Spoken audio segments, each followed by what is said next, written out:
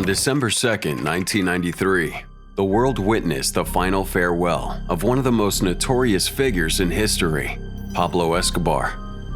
As news of his death spread, thousands of mourners and curious onlookers flocked to the cemetery just south of Medellin to pay their respects to the cocaine king. So how did the notorious supervillain's family react to his untimely death? And how did the police handle a funeral of such scale where thousands of people related to Escobar were in attendance? In this video, we're going to take a look at his life, death, and the funeral that ensued. The legendary Pablo Emilio Escobar Gaviria was a mysterious and wealthy drug lord, revered by some and reviled by others. Born on December 1, 1949, in Medellin, Escobar lived a life of luxury and criminal activity. He was known as the King of Cocaine and was rumored to be the richest criminal in history, with a net worth in the early 90s of around $30 billion. With an enigmatic aura and a thirst for power, Escobar rose from humble beginnings to the head of a thriving drug empire. Starting with small-scale criminal activities such as selling contraband cigarettes and counterfeit lottery tickets, he quickly made a name for himself in the criminal underworld.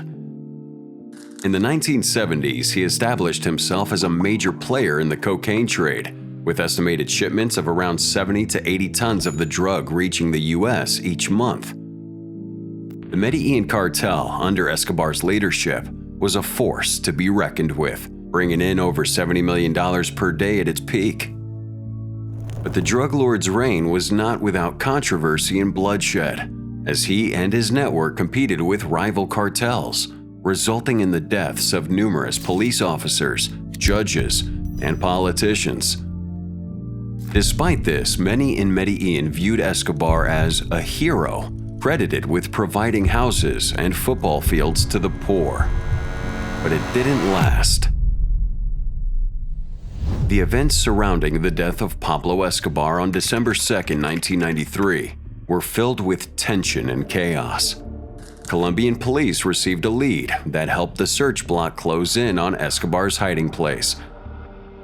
What followed was a dramatic standoff between the infamous drug lord and the police. In a dramatic showdown, the search block and the Colombian army closed in on Escobar and his bodyguard. In the ensuing confrontation, Escobar and his bodyguard fired upon the troops, who retaliated and ended the lives of both men. Barefoot and shirtless, the once elusive billionaire was finally brought to justice.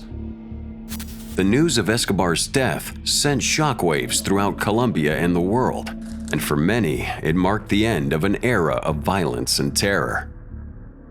The prosecutor general, Gustavo de Greif, stated that the $8.7 million reward for Escobar's capture would not be paid, as the information leading to his location came from government intelligence sources.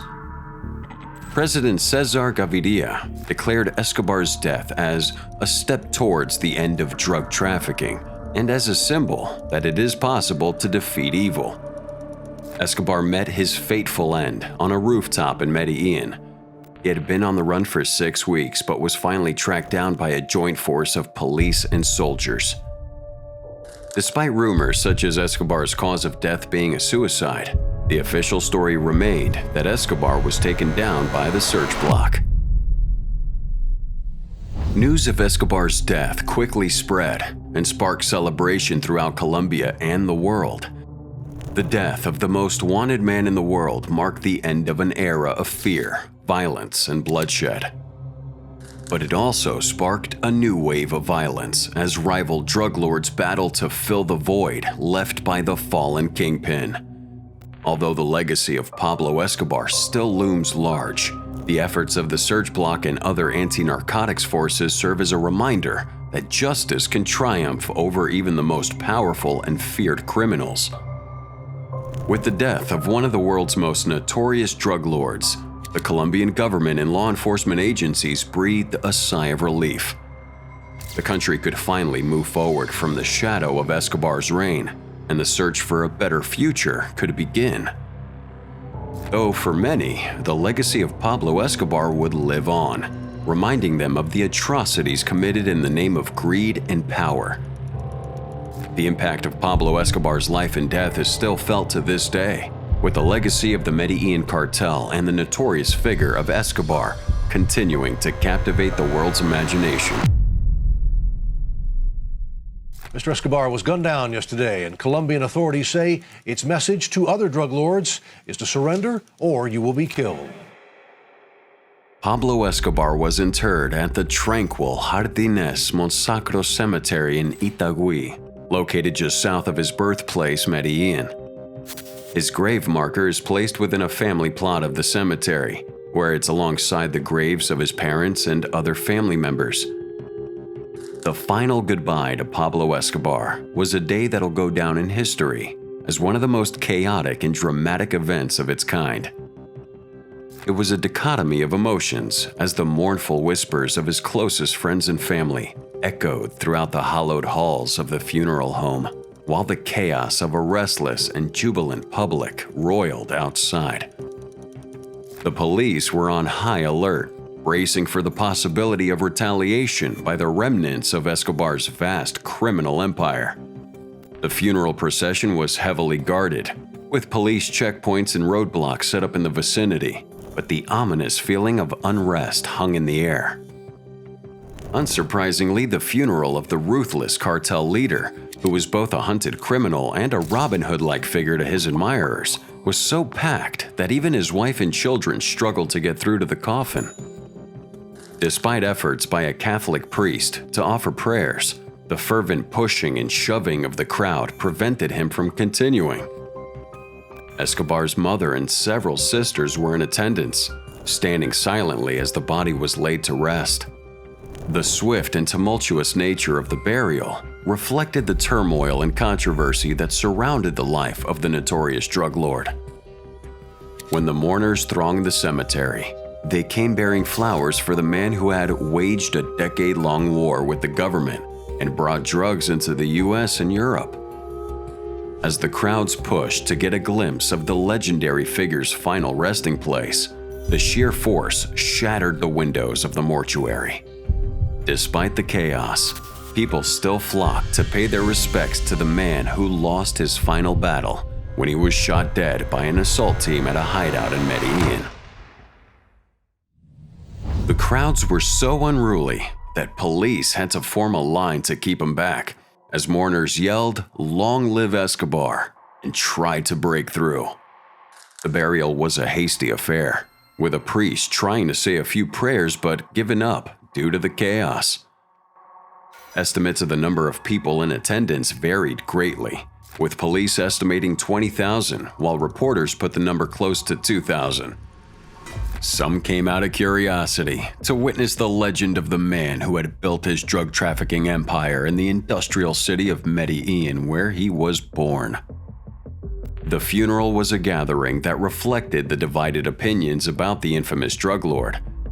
As the mourners paid their final farewells, the somber atmosphere was marred by the tense presence of the Colombian president, Cesar Gaviria. The president had led the operation that took down the notorious criminal and was there to honor the victims of Escobar's reign of terror. Despite the heavy police presence and roadblocks set up in the area, a bombing at a nearby shopping center reminded everyone of the danger that still lurked. The notoriety of Pablo Escobar, combined with the success of the hit series Narcos, has led to the unfortunate commodification of the late drug lord's resting place. Escobar's grave in Medellin has become a sought-after destination for tourists, both foreign and domestic, seeking to gain insight into the life of one of the world's most notorious criminals. To meet this demand, several tour companies now offer guided visits to Escobar's grave and other significant sites related to his life and legacy. In his own words, Escobar expressed his love for his homeland, saying, "I would rather have a grave in Colombia than a jail cell in the US." In the end, that's exactly what he got. The event was a powerful reminder of the lasting impact that Escobar had on the country, both through his life of crime and the aftermath of his death. It also sheds light on the ongoing efforts of the Colombian government to combat the drug trade and bring peace to the country. Because with the killing of Pablo Escobar, the Medellin cocaine cartel may have met its demise. The Cali cartel, though still violent, was far less bloody than the Medellin cartel, which had waged war against the public. The death of Escobar was more than a mere man falling to his demise. It was a ripple that traveled far and wide, bearing the grim reminder that sooner or later, death comes for us all. The Colombian ambassador to the U.S., Gabriel Silva, said that the death of Escobar sent a message to the drug lords: surrender or be killed. The U.S. Drug Enforcement Administration in Miami also weighed in, saying that with the death of Escobar, Medellin was a fading star. President Gaviria recognized the efforts of the security forces who killed Escobar, awarding them with the Medal of Valor, the highest police award. The funeral of Pablo Escobar was a fitting tribute to a man who lived a life of power, violence, and luxury. And as one mournful onlooker put it, God willing, this country may now be quieter. Despite his brutal crimes and the bloodshed he caused, Escobar's legacy still lives on, serving as a cautionary tale of the consequences of a life of violence and crime. And as the world continues to grapple with the destructive impact of drug trafficking, the legacy of Pablo Escobar serves as a warning of what can happen when greed, power, and corruption run rampant. The fight against illegal drugs and organized crime continues, but with the death of Pablo Escobar, it's clear that justice will eventually be served, and the world would be a safer place for generations to come.